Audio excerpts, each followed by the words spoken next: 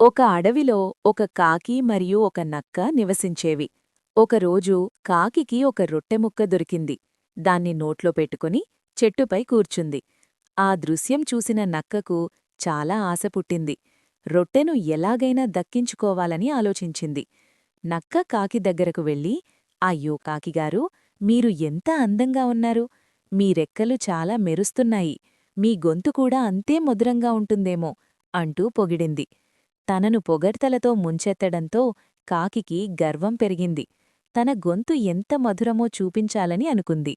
కాకి గట్టిగా కూయగానే రొట్టె కింద పడిపోయింది. వెంటనే నక్క దాన్ని తీసుకుని పారిపోయింది. అప్పుడు కాకికి తన తప్పు అర్థమైంది.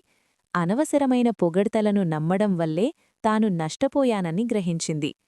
నీతి: పొగడ్తలకు లోనవ్వకుండా వివేకంతో ఆలోచించాలి. ఇది సుమారు 150 పదాల నీతికథ. దీనిని వెనక్కి చేసి మళ్ళీ చూడండి. నేను కూడకుండా చదివేశాను. ధన్యవాదాలు.